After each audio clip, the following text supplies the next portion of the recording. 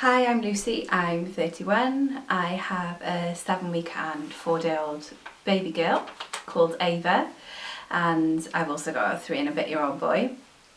Ava's got a hemangioma birthmark on her face, and I'm making this video to share my experience of this with other mums out there that, mums and dads and grandparents and brothers and sisters who've got any concerns about a child in their family who's got hemangioma, and just to share my experience of how it's developed over a short space of time and how I've managed to get some treatment for her hemangioma.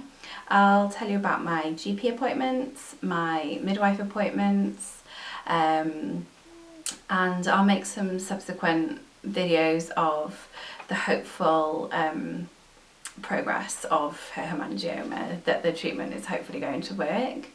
I'll put some photos up as well showing how the hemangioma has developed since she was born, and I'll introduce you to Ava as well a little bit later on.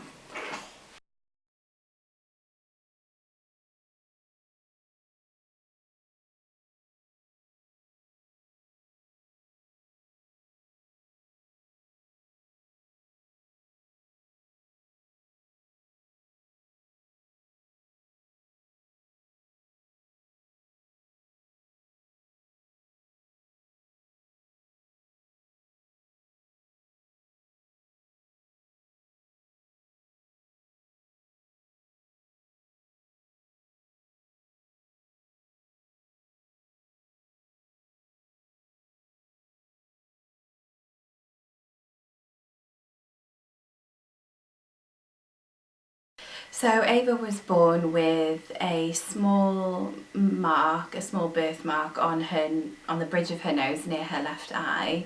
It was really pale, and when I looked into it, I thought it was probably just a salmon patch or an angel kiss, as some people describe it.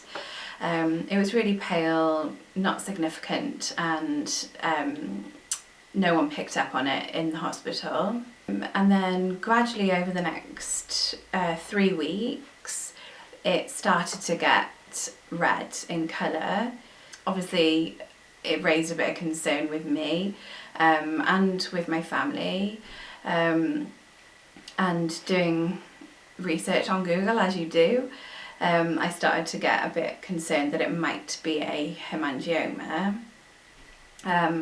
My midwife came when she was a couple of weeks old and wanted me to go to the GP just to get it checked out to make sure that there was nothing sinister. So I managed to get an appointment when she was 4 weeks old at the GP, and she wasn't a specialist, specialist dermatologist or anything. She was just a regular GP. So while I was there, she phoned up the paediatrics department in the hospital and spoke to someone over the phone, described Ava's birthmark over the phone, and they told us that it sounded like a superficial capillary hemangioma, and that it would involute or disappear by itself gradually over time, and not to be concerned about it unless it started to grow, in which case we were to come back and see the GP again. So I went home feeling quite pleased and not particularly concerned, but then over the next couple of weeks it started to get a lot redder. It started to get thicker, so it started to get a little bit raised above her skin, and it started to grow in size as well. And because of the location, it was really close to her eye, I was a little bit more concerned as well. And also, it's right in the middle of her face, and although it doesn't concern or bother Ava in the slightest, it doesn't hurt her, it doesn't itch, it's not ulcerated, it was bothering me. And I know that to some people it may sound awful, but as a mum with a newborn, you you want a perfect child, you want your baby to be perfect, and you want them to be healthy and happy, and she is healthy and happy, but it's my issue more than Ava's issue. But yeah, I was doing more and more research and sort of winding myself up a bit more about it. I'm concerned that it was going to cause her problems in the future. And also, when we went out, people were starting to say, oh, what's that on her face? At the playgroups I was taking my toddler to, all the children would say, oh, what's that? And point to her birthmark. And whereas it doesn't bother me because I can explain what it is, my concern is that as she gets older, it may start to affect her. If people are always asking her what has she got in the middle of her face, it may just, it may make her feel different, or it may knock her confidence, and from a really early age.